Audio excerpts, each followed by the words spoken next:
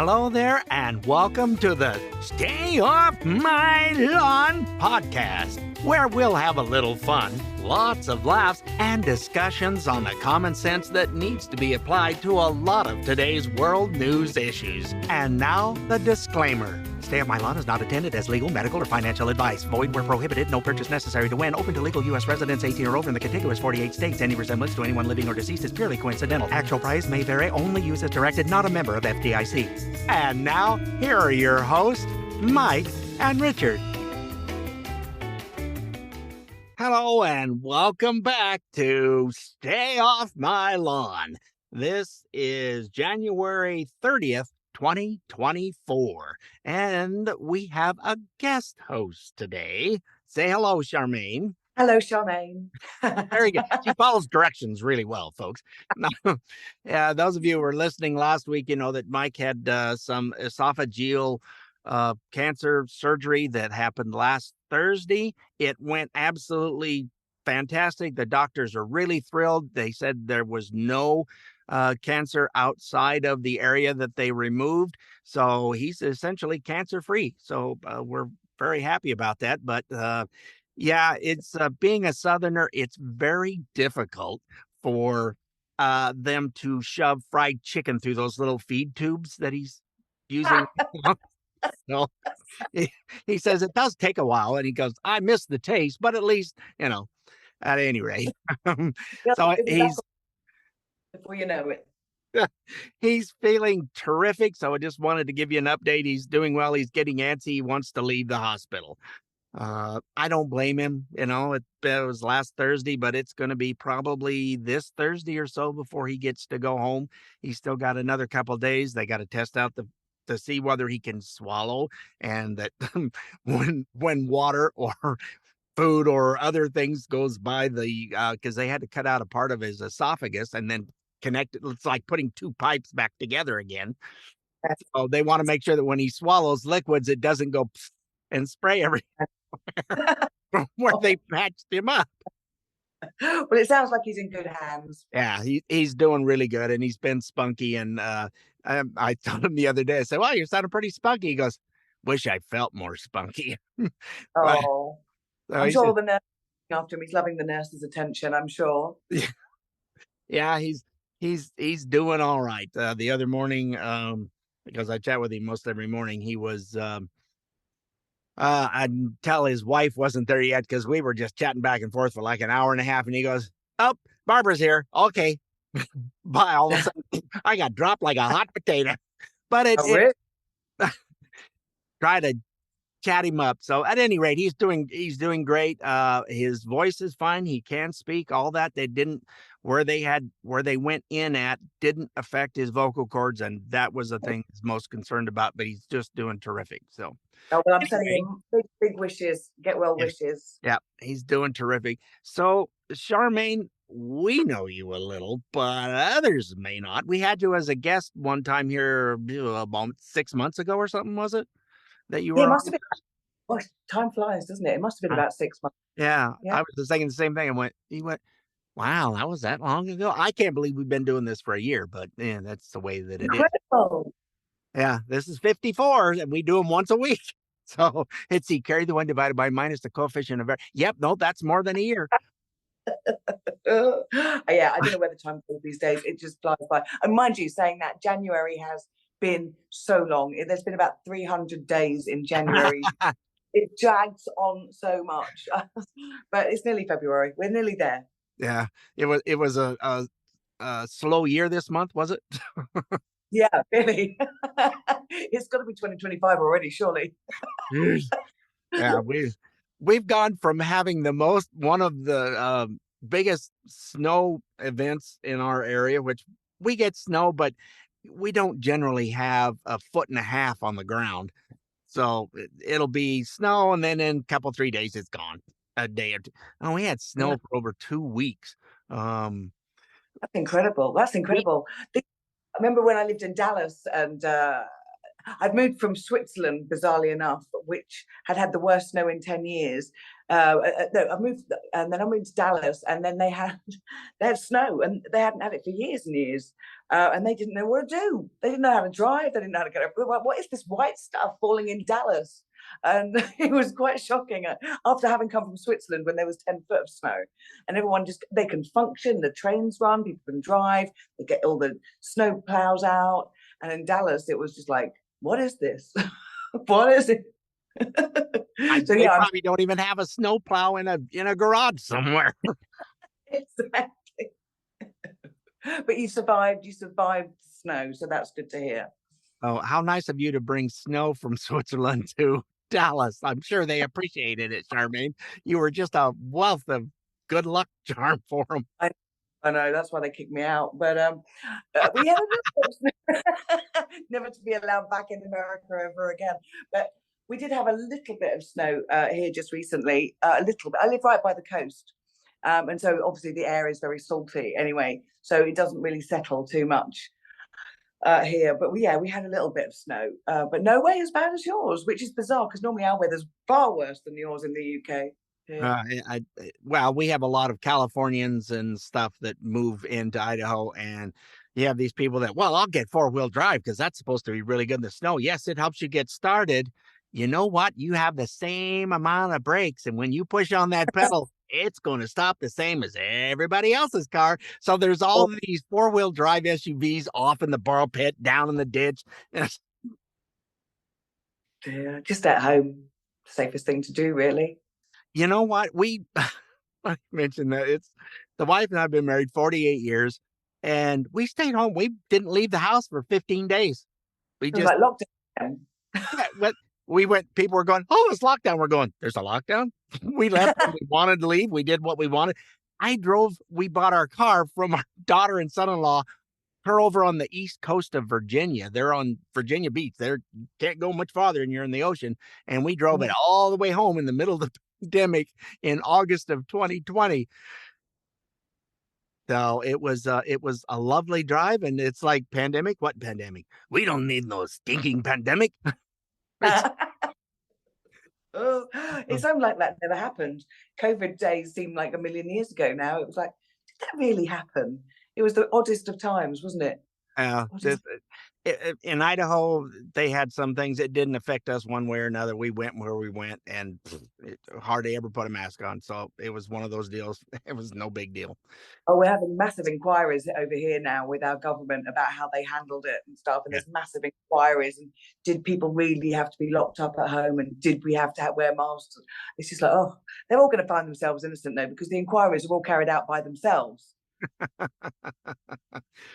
So what do you do? I know you do some stand-up stuff. So tell me about that and what you do. And if you want to put out your contact, excuse me, information, in case somebody wants to have a gig or something, whatever. Oh yeah. So I'm a stand-up comedian and an actress. I do television as well. I've even done American TV, goodness me. They even had me on the television in America. Who'd have thought it? Well, yeah, you were telling me off air before we got started. I found that fascinating that you were on Cheaters and they got a hold of you and you go, but I don't have a boyfriend, so don't worry about it. We'll fix it up. Oh yeah, my husband, I wasn't even married to. I met 5 years before filming, and it was great. And people go, oh my goodness, you were on Cheaters. And they went, we didn't know you were married. These are my friends that have known me for like all my life. Going, but were you married to him? And I'm like, yeah. And my name in the program was Kimber Sanders as well. So if you just think about it, my name's Charmaine Davis. So let's just think about reality television not actually being real at all, shall we? So it was a very interesting experience being on Cheat. I did a few other things. I did a commercial with George Foreman in America, which was great. I mean, that was a fascinating story working with George Foreman, because we were in the studio for ages and he had this auto cue that he had to read from, and he kept messing up his lines over and over and over again. And everybody in the studio was just like, oh, you could just feel the tension. But nobody dared have a go at him because it's George Foreman, for goodness sake. And eventually he just turned around and went, listen, when you've been punched in the head by Mike Tyson, you can mess up your lines as well. It was like, yeah, fair point, fair point. Yeah, we're gonna leave you alone now. It's okay. When you get them, that'll be fine. Yeah. It was yeah, fun times in America. But now I'm back in England doing stand up, TV over here, a few commercials, podcasts. Hello, and and if you want to find me, you can get me on Instagram, Charmaine D _ on Instagram, and Charmaine Davies Davies on Facebook. And if you want to stalk me, be my guest. You know you've made it when you've got a stalker. Yeah, you got a stalker and you go, okay, it's going to be kind of boring, but you're welcome to it. You're welcome to my ride. Yeah, Yeah, we had the final playoffs here for the weekend. We went to a friend's house. Let's see, Friday. The wife didn't want to cook anymore. We could have gone 2 months without leaving the house, but it's like neither one of us wanted. Let's just go. The roads were good. The problem is we've had a lot of freezing fog, and if you've ever driven on that, it's not fun to drive in. One, fog is not fun to drive in. We have to pull out onto a road that's a 65-mile-an-hour road, and it's less than a quarter mile distant. I ain't looking forward to going, okay, got it, let's go.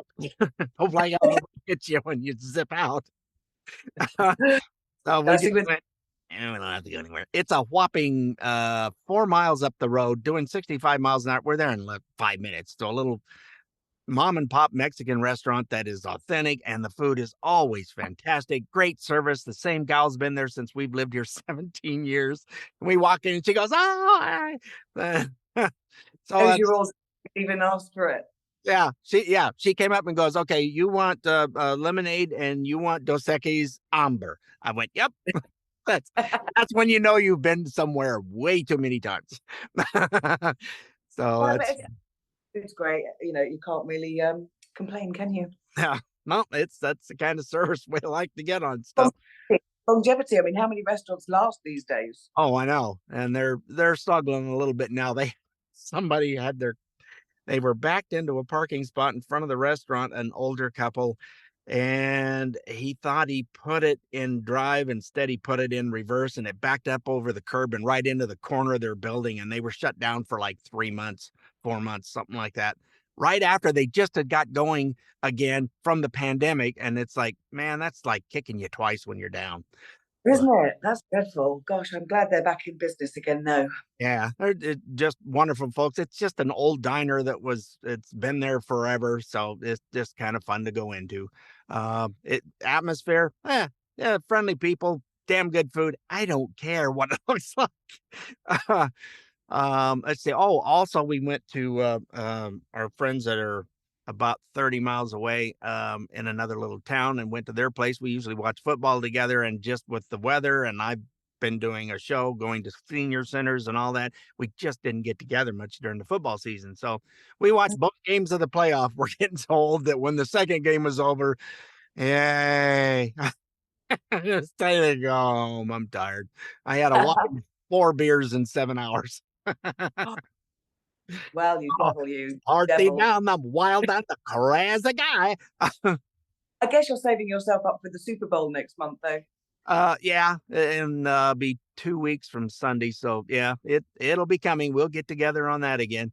So that was our big adventures out after we'd been home for over 2 weeks. You've got to get out. You get a little bit of cabin fever after a while, I'm sure. You know, I'm sitting here in front of this in this box with this camera, and I get to see lovely faces like yours. I'm in 2 or 3, couple of different voiceover projects where we practice scripts and do that kind of stuff. And there's different mentors. And so I get to see people all the time. I don't mind Zoom. It doesn't bug me at all. And I used to be gone from my house 12, 14 hours a day, every day when I was doing my route work stuff. And I don't miss it at all. You pay a lot for your house, don't you? So you really want to get your money's worth out of it by being in it. Damn straight. It's been here this long, and I'm getting close to paying the sucker off, and I ain't going nowhere. I worked out of this house, and I'm staying right in it. Yeah. Well, we're coming up against the break, and we spent the whole first section just chatting, getting to know each other. And we'll be back. We're going to be talking about the Minnesota Democratic Representative Dean Phillips and a firsthand experience that he had at a specific rally. So don't miss that. We'll be right back. Have an opinion? Well, who doesn't?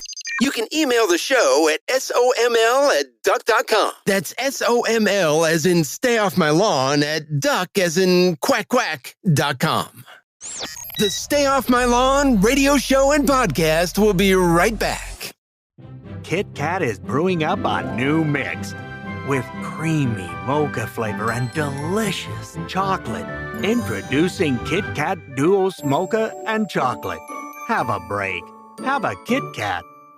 Okay, and we're back again. And for those of you who joined in later, didn't hear the first of it, yes, we have a guest host. Mike sounds a little different today. Wasn't the surgery you thought? No, but definitely a different experience for him now. No, he's doing really well. So we're going to kind of get into things here. This is, I'm going to play the clip here in just a bit from Minnesota Democratic Representative and Democrat. I guess he's going to be a presidential candidate. He's already declared, I suppose. They're not wanting to have any competition for Biden, which, okay, sure. But he had a specific firsthand experience at a rally, and let's just play the clip. He was being interviewed by CNN, no less. And I got to tell you guys, I went to a Donald Trump rally a couple nights ago. Never been to one. I had an event across the street. I saw the line of people waiting in the cold for hours. And I thought, what the heck? You know, I'm going to be a leader who actually invites people, doesn't condemn them. Met probably 50 Trump people waiting in line. Every single one of them, thoughtful, hospitable, friendly. All of them so frustrated that they feel nobody's listening to them but Donald Trump. A diverse crowd, people who had never been to a Trump event before. My party is completely delusional right now. And somebody had to wake us up. And if that's my job, so be it. I have a conviction that Joe Biden's going to lose. And if anybody looks at the data really objectively, I mean, he's going to. And someone had to do it. My only regret is that my party just doesn't want to wake up from this delusion. This is a Democrat talking about, which is the liberal party, I guess, would be in your country. Is it? Yeah, he was across the street and they were having a Trump rally and he went, I'll just go over. I have heard this same kind of story probably 8-10 times of different people that went, yeah, somebody dared me to just go to a Trump rally. So I went to a Republican. Everybody was so nice. It was upbeat. It was positive. They weren't there bitching about stuff. Oh, shouldn't say the B word. They weren't there complaining about stuff. Mike's not here to keep me on the straight and narrow. Anyway. Sucks to be you, Mike. Anyway, and so they just are dumbfounded when it's not like, oh, everybody's got their head down and everything is bad in the world's coming to an end. And no, it's positive. We need to look forward. This is what we want for the U.S. And he was just shocked that nobody is listening to folks except for Donald Trump. And people go, well, yeah, but he's one of those rare politicians that went into something with a lot of money, and when he finished, had lost quite a bit of money. So unlike the other politicians, and that's why I think they don't like him, is because he doesn't play ball. You can't buy him. He doesn't care. Too bad. Yeah, I American politics fascinates me because whereas ours is quite dull, quite honestly, in comparison in the UK. We just have stuffy politicians that just care about their own pockets, which actually, quite honestly, is a bit like American politicians, I'm sure. They just care about themselves and what contracts and billion-dollar deals they can get. But yours, Donald Trump, I wish we had, I suppose we had Boris Johnson, that was probably our equivalent to Donald Trump. He just waffled on and just a little bit bonkers and comical at the same time. We know bonkers. We have one of those. Yeah, well, and then we look at Joe Biden, and who could barely string a sentence together. And of course, he's not listening. He hasn't got his hearing aids in. He's just, he's past his prime. I'm not saying that he probably didn't have great ideas back in the day, but he can barely walk out of the White House garden without walking into a hedge. Do you really need somebody that is in charge of your country that sniffs children's hair? Come on. So, yeah, you've noticed that too. They go, oh, he's so respected in the rest of the world. No, he's not. I talk to Yeah. people all over the place, and they go, "What is wrong with your president?" I mean, Yeah. we shouldn't laugh at politics because it's a very important thing, and we need it to keep our countries in check, so to speak. But when you look at the people at either end of my country or yours, they are absolutely barking mad, aren't they? And just because you've got a ton of money, it doesn't mean you've got common sense. Oh, very good. Yeah, absolutely. Money does not equal common sense at all. Also, I think there ought to be, to get into politics in anywhere in the Western world, you should have some kind of psychopath test. Am I a psychopath? You need to do the psychopath test, because I swear to God, these people are in it because they're psychopaths. You know, and I know I'm probably going to get haters for that, but these people, you have to be some kind of weirdo to want to do these jobs and have this power sort of trip Yeah. that you're on. Yeah. I'd never, going back to Dean Phillips though, I'd never heard of him until you sent me the brief for the show today, right? So I quickly had to do a bit of YouTubing and whatever. Now, he's giving it all this, oh, you know, I've had 3 terms in the House of Representatives and blah, blah, blah. But the one thing that I did kind of like what he said was the fact about national medical aid or insurance for the country. Because I mean, I remember when I lived in America, and people are going, have you got health insurance? Because you're going skiing. And if you break a leg, you know, and you haven't got insurance, God help you, because it's going to be hundreds of thousands of pounds to be in hospital, get airlifted out of Telluride, Colorado, and go to hospital, get your leg pinned. You're going to be in debt to the tune of thousands and thousands of dollars if you haven't got insurance, right? I haven't got insurance, petrified, right, that I was going to break a leg when I was skiing. Now, come to England, I go skiing, I break my leg, I can go to hospital for free, I get treatment for free, I, you know, get physiotherapy, follow-up treatment for free. Now, I say free, we pay national insurance in this country. So part about, like, at this time of year, I'm self-employed, so I pay my tax. And I have to do it myself, work it all out. The tax man's after me, you owe us money. So I pay my tax. And then on top of that, You have I the pay... same tax collectors we have. You owe us money, we want it now. Yes. And then, you know, they're sending you emails and you haven't filed your tax. But anyway, I've done it now. Thank you very much, Mr. Taxman. And then on top of your tax, you pay national insurance, which goes towards your health, which is why everyone pays into that. And then, so at the end of the day, like I say, I get run over, break a leg, God forbid. But I mean, okay, here's an example. Last year, this time last year, I lost my voice for 6 months. I couldn't speak. I just couldn't. I don't know why. And my boyfriend was over the moon because he didn't have to listen to me waffle. Somebody saw the benefits of it. Well, that's nice. Exactly. And I was like, yeah, but this is my job to speak, you know. But anyway, so I'd ring up my doctor, speak to him. Well, no, I barely speak to him because I didn't have a voice, but I'd go and see my doctor. That I didn't come out with a bill. Then he he referred me to go to hospital. I had to have cameras down my throat. I had to have scans on my throat, try and find out what was wrong with me. Didn't come out with a bill. This is because it's all part of the national insurance that I pay every year, and every British person pays national insurance.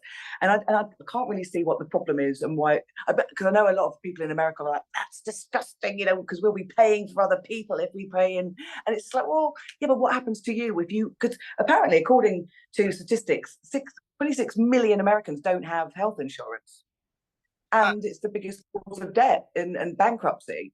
I think some of the problem with that is that we are taxed to death right now. And so now you want to add another tax, although you do pay it on top. When you have insurance, you're paying for that. But they need to figure out, instead of checking, you know, where does a badger live? Well, he's in the forest and in a burrow. Okay, you spent $10 million on a study to tell us that? We already knew that. So instead of throwing all that money and pissing it away that way, why not take some of this stuff and stop doing all this special interest crap? And then you probably could afford to do the insurance. So I'm kind of with you. I mean, I totally agree. The British, I think, our taxes are just, we're taxed on, I swear to God, next year they'll tax us on breathing. It's you can't leave the house without being taxed on this, taxed on that, tax for your car tax. Oh, and now they're adding another tax. So if you've got a car and you live in central London, so you pay your road tax and you pay your insurance and all this to have a car. And then to go into certain parts of London, because of congestion, you now have to pay more road tax. So every Yeah, time they're doing that in New York. yeah, so you now pay, and if you don't pay it, then you get a massive fine. And it's just like, oh my God. And then they want people to use public transport to stop all that. But then they put the prices up. Yeah, in America, I totally understand that you're taxed to the hilt, but yeah, so are we. And they wonder why everyone's literally in poverty. Yeah, because I know, it's ridiculous. So being retired, fortunately, most of my stuff is not taxed. This is the first time in my life I was like, I love doing taxes because it's no big deal. I usually don't pay anything. So that's been good. Speaking of taxes, we have taxes and spending by the numbers. Representative Nelson, he's a Republican. I don't know much else about him. So let's listen to what he has to tell us about, since we're talking taxes and over the spending. last 10 years. Inflation and population have grown by a combined 48%, driven by Biden's fiscal and open borders policies, 48%. Our revenues have grown 58%. So no, Mr. Ranking Member, this is not a revenue problem. And that's, by the way, after the tax cuts that the Democrats always complain about. So revenues aren't the problem. The problem is that third number, 75%. That's the increase in spending in the same period. It's still the spending stupid. When we cut taxes under Trump, our revenues did not go down. They went up because of the economic expansion that they produced. The Democrats had never understood that. Truman did, Kennedy did, but these guys don't. Until we control our spending, we are not going to solve this problem. And that's going to require members of Congress to pronounce the most abhorrent word in all of Washington, the unspeakable word, the dreaded and forbidden N-word. No, we can't afford to support 5 million illegal aliens that the Democrats have allowed into our country. No, we can't afford to pay able-bodied people not to work. No, we can't afford to pay massive subsidies to politically connected green energy scams. When have you ever heard a politician saying, no, we shouldn't be doing that? It's like, really? I want to talk more to you. Yeah, no, that's like a breath of fresh air, isn't it, really? Yes. I mean, even in our local councils are going bankrupt, even though we pay, because we have, talking about taxes, not only do we pay our tax every year, then we have to, every month, we have to pay council tax. So for the area that you live, you then have to pay, I think I pay £168 a month just for the council that are now, don't know how to spend it properly and going, oh, we're nearly bankrupt. Well, that's because you don't know how to spend money properly, or you're putting it into these stupid projects, or you know, all these able-bodied people that just can't be bothered to work. Oh, we'll give them benefits. No, you know, it needs to be reined in somewhat. There are all these people that are really good at taking care of and spending other people's money, and you get some money and you get some money, and oh wait, no, you are a deserving soul, tough beans. We got to give it to this group over here.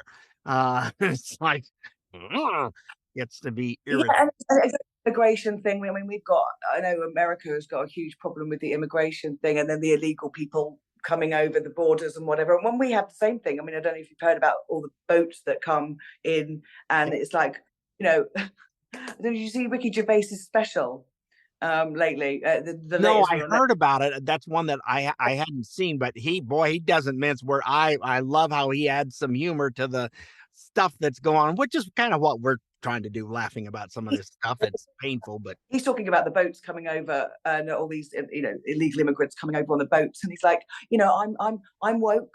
I'm all for it. These people can come on their boats, and what I would do is say, women and children first. Oh, there aren't any. Because there are just all men coming over. Where are these women and children? Same thing in our country. There's no women and children coming over that border, pouring over. It's all military age men coming in, and it makes you kind of go, yikers. Yeah, that was. Some of them, I'm not saying every single one of them is sort of some kind of terrorist or whatever, and I'm sure there are needy people, and I'm not denying that. Yep. But how do you check? How can you check? Because suddenly all their paperwork's vanished. Yeah, that's just it. They don't have any paperwork. That's not how our immigration. You got to come through and do it the right way. You're coming, you're sponsored, blah blah blah, all that stuff, and it's not happening. When I came over years ago, and I had to go through all the immigration thing, and I was an alien and treated as such. I literally had to jump through hoops to even get a personal green card. I had to go for medicals to prove that I was able-bodied and I could actually work rather than sit there and claim unemployment benefit. I had to prove that I did know my husband and I wasn't a marriage of convenience. It was quite funny because the doctor that I had to go and see was the size of a small country. He was so fat. And he stood there and he said to me, can you bend over and touch your toes? And I'm thinking, well, you do it first, mate. Show me how. He could barely get out of his chair. And I'm like, come on, lead by example. But, he was, and I could touch my toes and move my head and all this. Yeah. But I had to do the legal procedures. And, if you come to England, it should be exactly the same, but they seem to give priority to the people that don't. Yeah, it's happening the same way in this country. So it's kind of nice to get that perspective. Well, we're up against another break here, so we'll be back, and we're going to give you a little idea of where the Federal Reserve, what it's about, and where it came from when we come back. I'm Charmaine Davies, and if you're looking for a new podcast to listen to, I suggest you stay off my lawn. Well, no, not my lawn. It's a podcast called Stay Off My Lawn, which is absolutely brilliant. It's funny, it's informative. The guys that present it are just amazing. So that's everything you need in a podcast, I think. So go over to Stay Off My Lawn. It's brilliant. Make it your guilty pleasure. It's definitely mine. You'd think you'd wake in a house fire. You'd smell the smoke and get out. Think again. Don't drown in toxic smoke. Test your smoke alarm weekly. Fire kills. You can prevent it. Well, hello and welcome back. Here we are. Wow, we're on segment 3. Man, this is zippity-doo-don today. You've been a pleasure, my dear. We really appreciate you.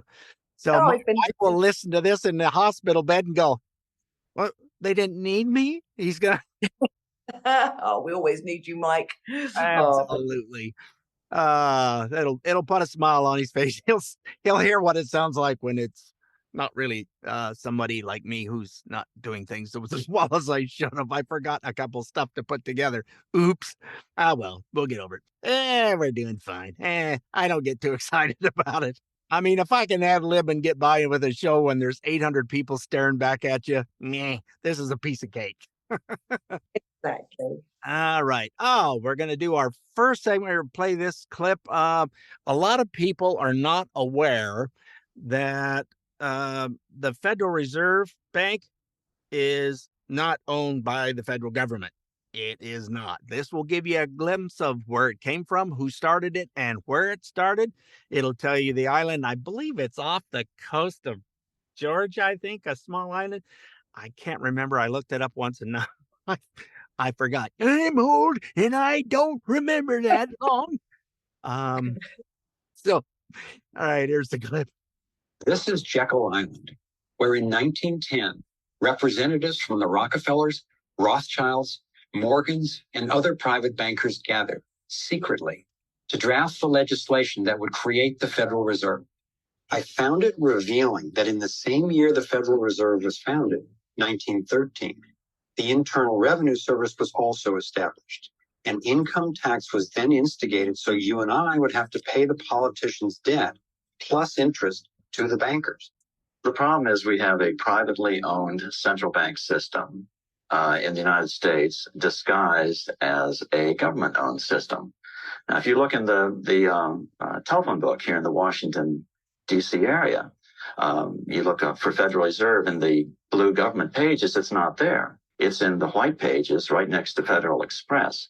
It's a privately owned central bank. Central banks are banking cartels which have gone into partnership with the respective governments in the countries where they operate. And they've been given monopolistic power over the creation of the nation's money supply. So I remember I used to be a fraud instructor at a call center for a major credit card company.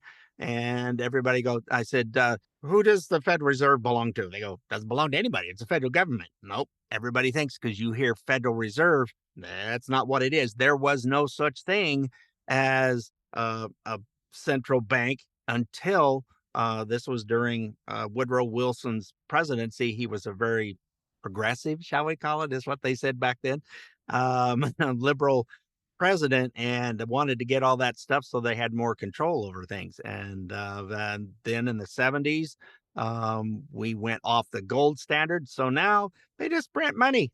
Well, we'll have Milton Friedman. We're going to get into more of that, but it's fascinating. Don't you guys have a central bank over there as well in England? We have the Bank of England, which was I guess it's a similar thing, because that your Federal Reserve, they do all the interest rates, I guess, and all that kind of thing, and the value, the cost of living, exactly. Which is the Bank of England, which is what we have in England. But yours was started in 1913. Ours was started in 1694. Just a little before ours. They've been ripping us off even longer than you. So they've been in your pockets and they're getting a little frayed, are they, for a while? They're just always the bearer of bad news. Interest rates are going up. Your mortgage is going to go up. If you haven't got a fixed mortgage, well, your mortgage is going to go from £200 a month to £1,500 now. Happy days. I don't know. It's that clip just said that they secretly had a meeting and they got together. All the banks got together and they all plotted, which sounds like today the banks plot against you. Oh no, you can't have credit because we say so, or you can't have a mortgage because we say so. But it was in there. We've got a note here in 1946. The government became nationalised here, and then I think they took I think it is part of our government, though. I do believe. Yeah. Now you're going. Yeah, it's part of our government, I think. It's it's one of those deals where this kind of made you think about it, didn't it? But yeah, we had some guy called John. I think it was John Carney. I think that was his name, and he was the head of the Bank of England. Mm-hmm. I think he's just been replaced. They never last too long because I think they get found out that they don't know what they're doing, quite honestly, and they just ruin people's lives by going, oh yeah, interest is going up, and but how did they decide? I mean, the cost of living everywhere at the moment is through the roof. I mean, I was watching, this is a funny thing, I was watching a little video the other day about the price of eggs in America and how expensive they are. And they're like $3 for a dozen eggs or something ridiculous. And the price of eggs here is just as ridiculous. But they're like, oh, cost of living. Well, surely they can do something to bring it down again then. They don't have to keep putting it up. You go and you kill off a bunch of chickens, and then the cost of feed goes stupid. The farmer can't just go, oh, well, I'll keep charging the same. You can't do that. What we get here is what you're saying is absolute fact. They're sort of doing weird stuff, and then also, but here everyone blames Brexit. So it's Brexit, price of eggs, price of everything, and it's like it's nothing to do with that. Well, it is a little bit, I suppose, but it's not the 100% reason.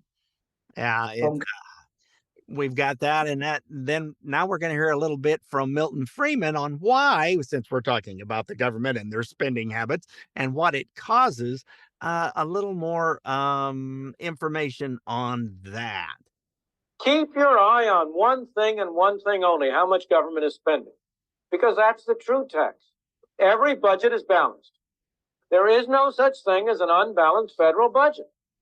You're paying for it. If you're not paying for it through it in the form of explicit taxes, you're paying for it indirectly in the form of inflation or in the form of borrowing. The thing you should keep your eye on is what government spends. And the real problem is to hold down government spending as a fraction of our income. And if you do that, you can stop worrying about the debt. Milton Friedman Oh, is yeah. someone who won a Pulitzer, or no, it's a Nobel Prize, I guess, for economics. This was a very, very smart man. This was someone speaking in the 70s, in the late Oh, 70s. It sounds like today, doesn't it? Not a rat's bit of difference. I thought that was like last week, what he was Yeah. saying. Then how are you going to ever control any government spending? I mean, they spend it on what they like, and especially our government give themselves sort of 40% pay rise when they fancy, and everyone else is struggling. And it's just like, oh, and then our people, well, government is like, well, stop buying Starbucks and then you can buy yourself a house. Seriously? Is that what you think? Is that how you think people are going to save money? No, stop giving yourself pay rises, put money where it should be, back in people's pockets. But and again, going back to COVID and all the PPE equipment and all the dodgy contracts and the backhanders and do you know what? This is what I'm saying. They have to do the psychopath test before they actually become representatives in any parliament or government. Because just know the money ain't going to go to us. Well, we were talking about, how folks in the government, or they get a government contract, and that's why they keep pushing for wars, because when you have a war, now you can go to the war machine and they can make more money and they can build these different machines and whatever to go to war with. But you had with COVID, you had someone, who were you telling me that got a big contract? I can't remember her name off the top of my head, and people will That's have okay. a go at me for That's all right. But there was a woman, she was basically a bra designer. She designed bras. She was quite a big, big businesswoman in underwear. And then when COVID came along, she was handed a contract by our government, because she was best friends with somebody, I seem to believe, to make PPE equipment. Which of course she had no knowledge of how to make PPE equipment, and just bras. But so she was given all this money. There was no PPE equipment ever made. She brought a yacht. She's had plastic surgery. She's had boobs. She's basically spent all the money on it. Oh, and don't forget the offshore account where she's Lord. money. But like, Yeah, but you're picking on me. It's like, well, where was the PPE equipment? Oh, did you want something for that money? Oh, you didn't say I actually had to make anything. I just won the contract. Yeah. So that was a big old scandal over here. The bra woman that was given money to make PPE, and she had no idea. And she's got an offshore account and going, but it was for the work I did. What work did you do? Yeah. Nothing. Well, we were talking about the Federal Reserve earlier, and Milton Friedman had a few words to say about them as well. And again, this is in the late 70s that he gave this speech, and you would swear it was just the other day. So let's see what he's got for us on this. I love Milton Friedman. It's so common sense. So the Great Depression was not produced by a failure of business. On the contrary, it was produced by a failure of government, and a failure of government in an area in which responsibility had been assigned to government since the founding of this country. The Constitution of the United States. It gives Congress the power to coin money and set the value thereof. And it was in the management of this fundamental function of government that government failed and produced the Great Depression. We have learned from that failure. The Federal Reserve will not fail in the same way again. This time it will fail in a different way. Gosh, they see the history. It has been failing, not by producing a Great Depression, but by producing an inflation. Because just as you will hear the story that it was business that was responsible for the Depression, so you will today hear the story that it is labor and management that are responsible for inflation. It is the same kind of a myth. Inflation is made in one place and one place only, Washington, D.C. And in Washington, D.C., the chief source is a Greek temple on Constitution Avenue, which houses the Federal Reserve Board. And a major accomplice, of course, sits in the halls of Congress in Washington. They are a major accomplice because you tell them to be. The American people have been telling Congress for many years, spend more money on us, please. But they've been telling us, don't raise our taxes. Congress has been listening. It's been spending more money on you. But on the other hand, it's been very unwilling to raise taxes. As a result, it has imposed inflation as a tax. That's one tax that you don't have to vote for, but you have to pay. Isn't that great? Doesn't that sound like something he's given a speech like yesterday? Does it? Sounds and so relevant to today, quite honestly. But as you say, history does repeat itself, and basically the reason why we have to pay so much tax all the time is nothing to do with business. It's to do with the governments, and they're just useless. It doesn't matter. I think whoever you get, it's just greed for their own pockets, quite honestly. And also because of COVID as well, now they're saying, well, we have to raise taxes because of all the money that we had to fork out for people, businesses, loans, and all this kind of stuff. So now we've got to reap it back. So, and even though it was totally unnecessary, we need your money. And it's just always taking from the poor to give to the rich all the time. It's going the wrong way. It's and if you're you're going to run out of other. There's a couple of states that are in deep trouble. Since you were over here, California is something like $68 billion in debt because they keep giving to those who don't want to work. Well, you're running out of other people's money because they've lost over 1 million people have moved out of California. That doesn't include all the businesses that left as well. Now, California, from what I see, I mean, obviously I'm not there, but as a viewer from watching the news and stuff, California has really gone to the dogs, isn't it? I mean, it used to be the place to go, the Sunshine State and all this, and now you've got 50 blocks of homelessness, and it's just horrifying to see all this drug addiction and the drug addicts just literally taking over. And so no wonder the money is leaving, because they in that situation where they could be robbed and mugged and killed even because this whole situation is out of control. And it's like a kind of vicious circle, really, because it's frightening. I mean, what can you do to stop it now? Yeah, it's not a place that I want to give to or go to anymore. It's taken a beautiful state and just absolutely just ruined it. My daughter lives in San Diego, and it's like I'd love to go visit, but I don't have a big interest right now to go. Yeah, well, we're up against the break, and we've got one more little bit of what do you want to call it? Well, it's going to be about the silent depression, since we were talking about the depression and the Federal Reserve. One more on that, and then a couple of things on the environment, which is also costing us lots of money. So we'll be right back. St. Jude founder Danny Thomas once said, "There is no kinder act than helping someone less fortunate than yourself. Your kindness and dedication in the generous giving you do is essential to help further the life-saving mission of St. Jude, finding cures, saving children." St. Jude Children's Research Hospital has been around since 1962, and in all that time, no child has ever been denied treatment based on race, religion, or their family's ability to pay. To learn more and do your part, visit stjude.org.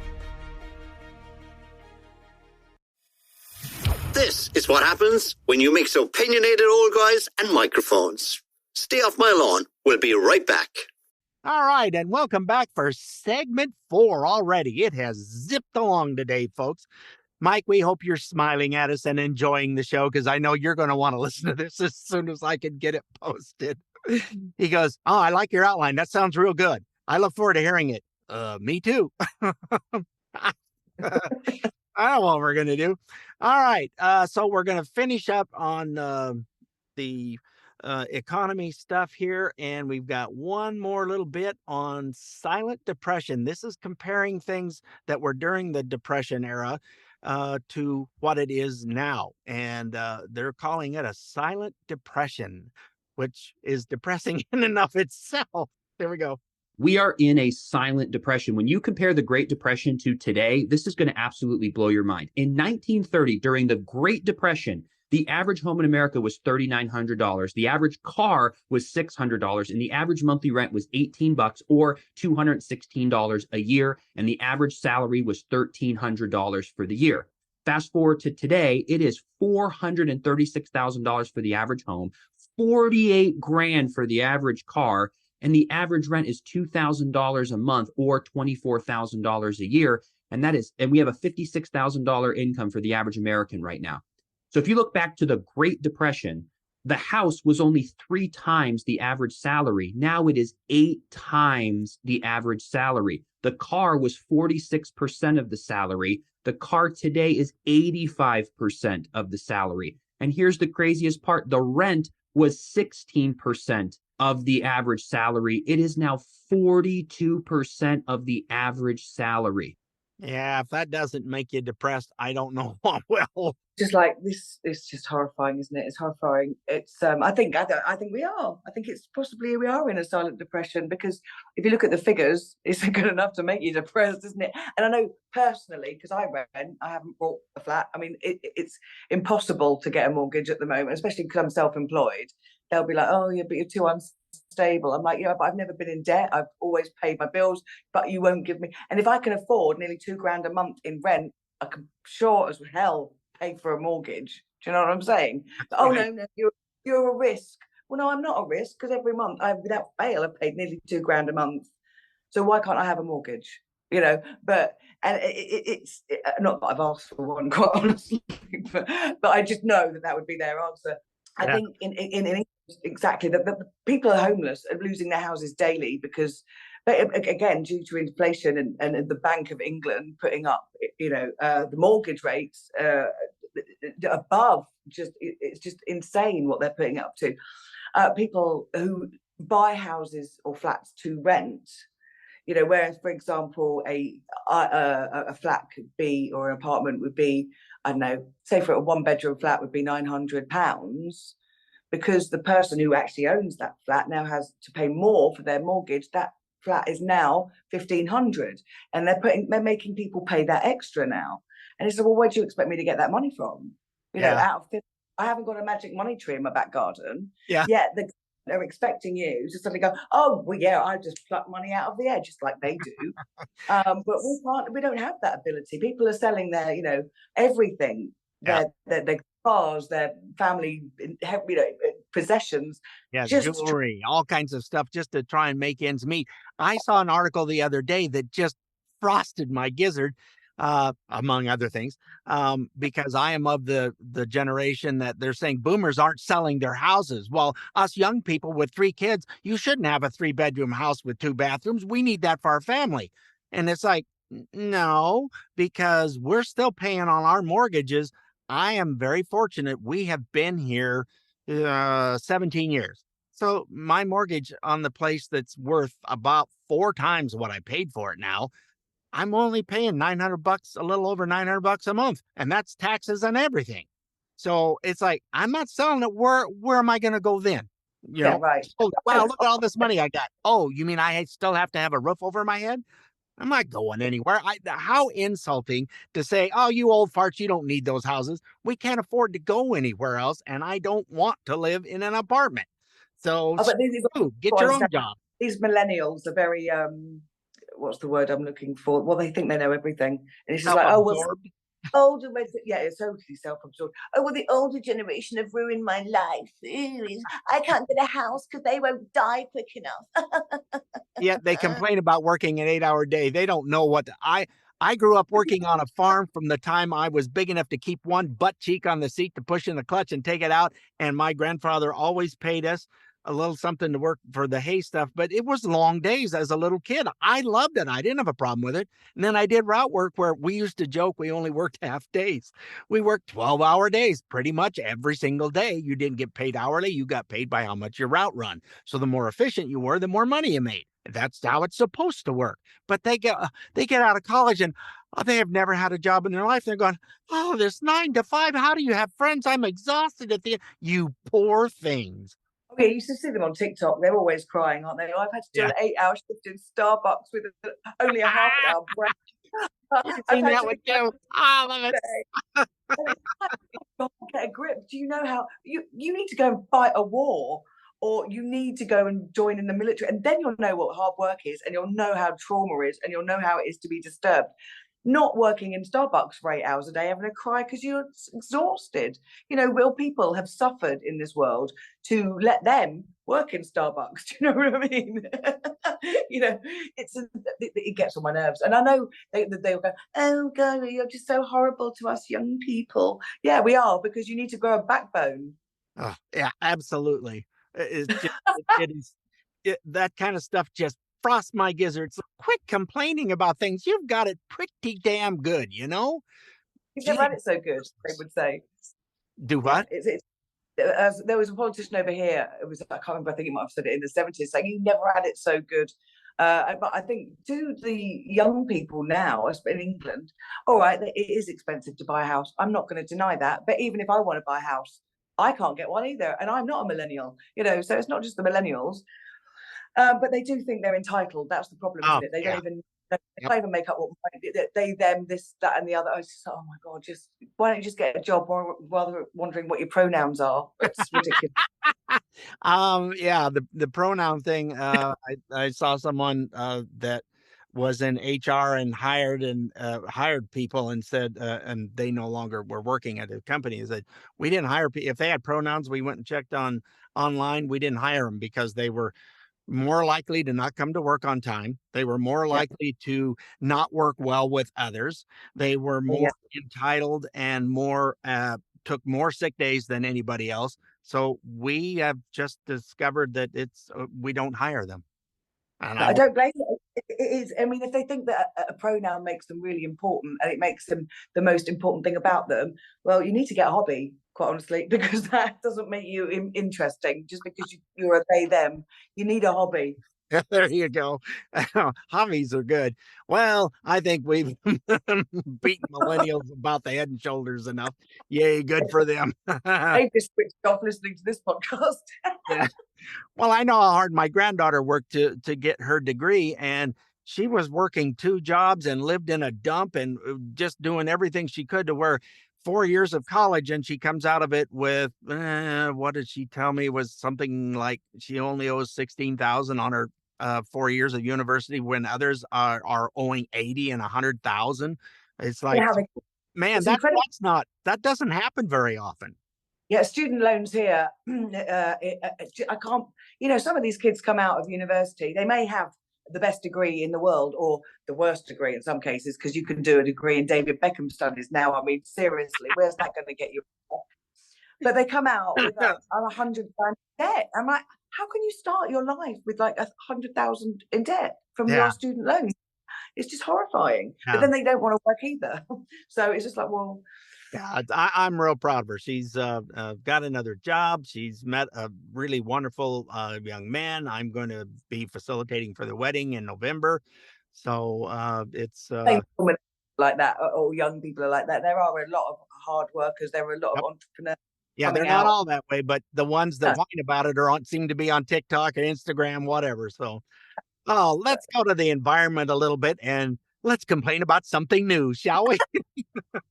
You would have put me on this show to have a win, didn't you? All right. Well, this is the therapy on this. After I recorded, looked at them all and went, oh my Lord, it was from, this is AI, and no, it's not. And everybody has their own opinion. These are scientists. They are not people that, what do they say? The scientists will speak on anything that they're paid for. Yeah, right. They're going to agree on whatever it is that they're so.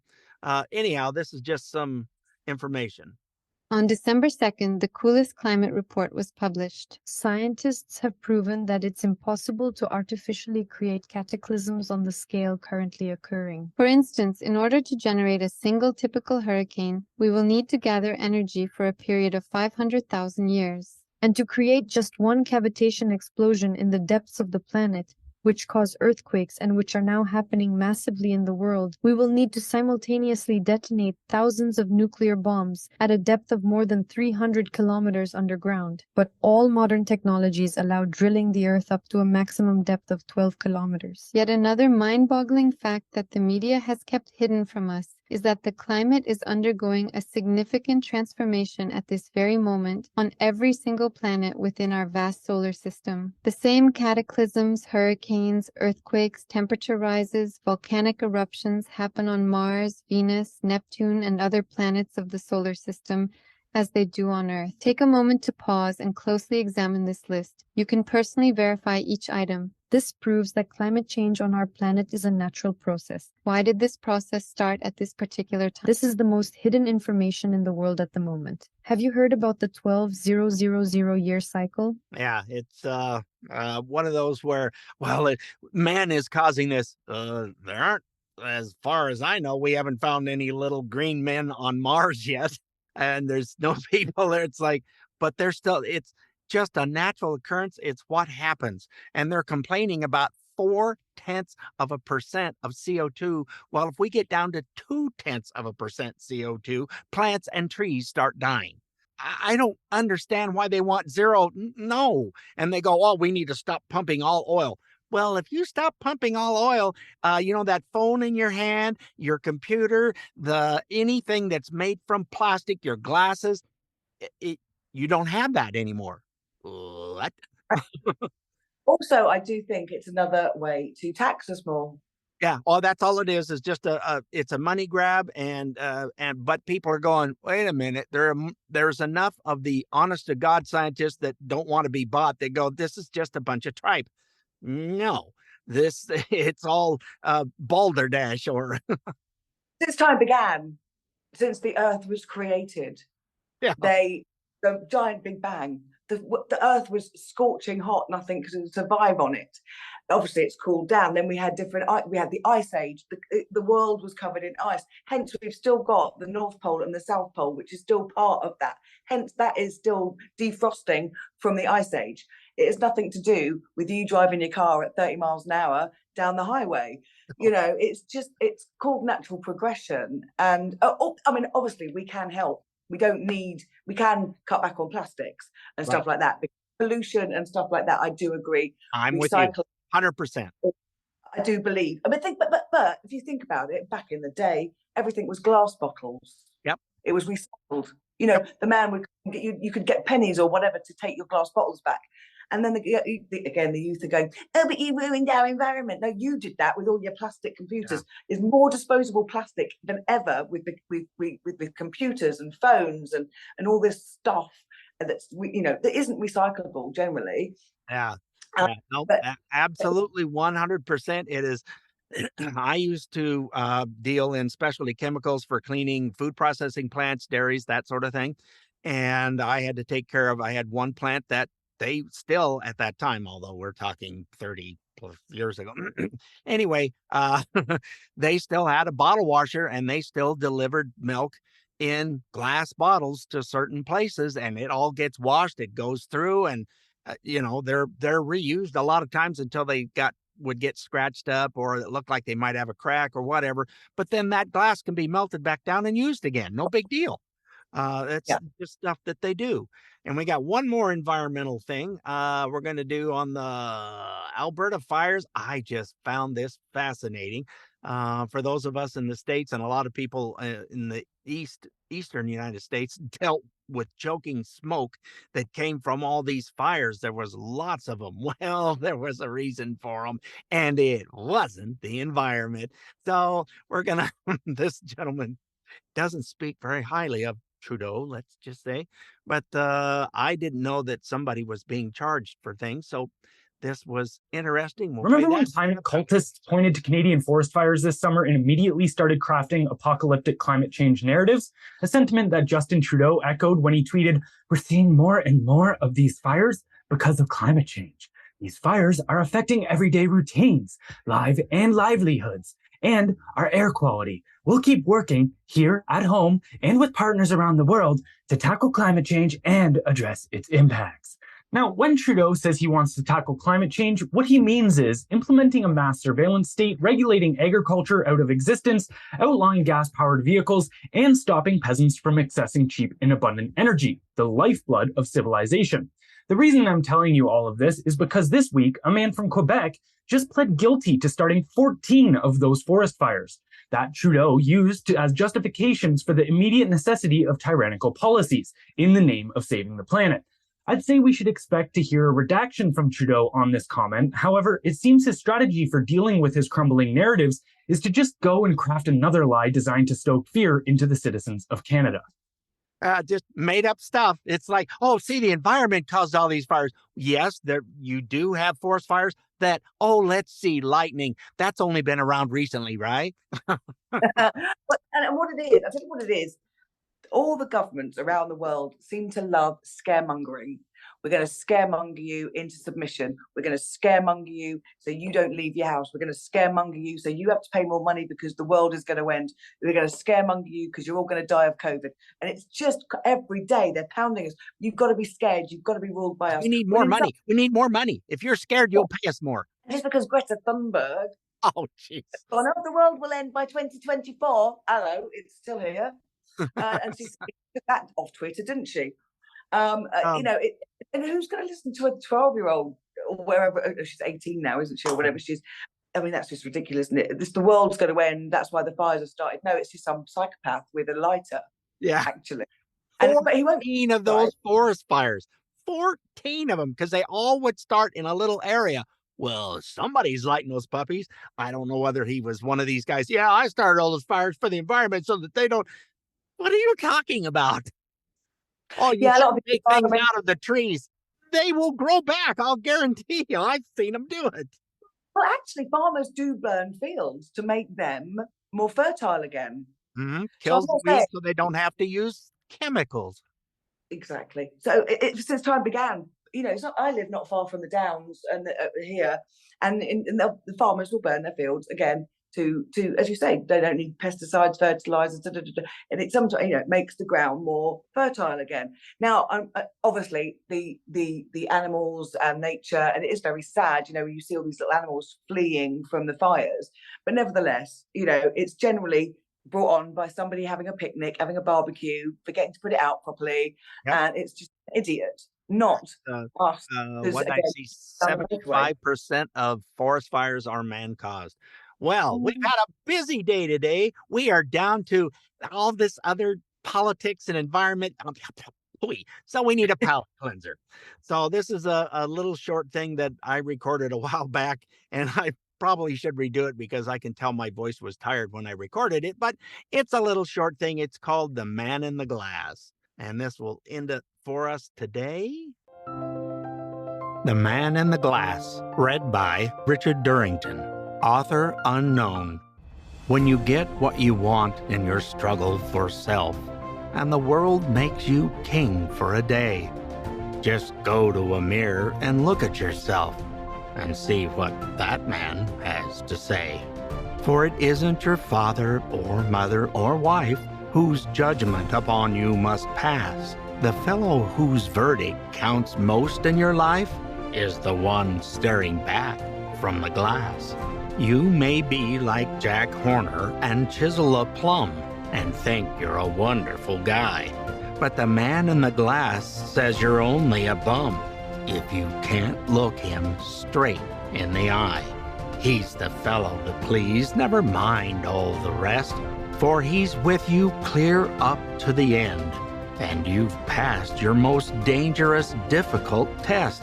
If the man in the glass is your friend, you may fool the whole world down the pathway of years and get pats on the back as you pass. But your final reward will be heartache and tears if you've cheated the man in the glass. The little ditty I did a while back. Oh, it brought a tear to my eye. Oh, well, thank you. It's always fun doing the production and putting all the music and all that together. So we hope everyone's enjoyed our show today. You have been a pleasure, Charmaine. I have enjoyed every minute visiting with you today. So don't forget. It's been like therapy having a rant. Well, we have rants and we laugh about them, so we move on. So we hope you'll come back again another time. Hopefully Mike will be back soon. We're not sure how things are going, but he's got his voice and he gets his strength back and we'll finally be able to swallow things down the tube. He'll be in good shape. Well, don't forget you can find us on iTunes, Spotify, iHeart, Google, or wherever you get your podcasts. Or you can simply go to our website at stayoffmylawn.us for all our past and present episodes. So until next week, folks, we'll see you then. Toodles!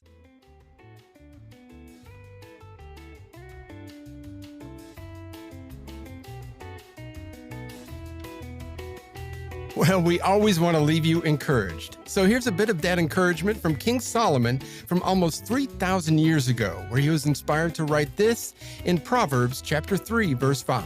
Trust in the Lord with all your heart, and do not lean on your own understanding. See you next week. Well, we had fun and hope you did too. The opinions heard here today are not those of anyone other than Mike and Richard. If it made you laugh or go, or even, then we've done our job. Sort of. Well, mostly anyway. And if we made you think about things in a common sense manner, we welcome you to the club. And if it didn't, then just stay off my lawn. See you next time.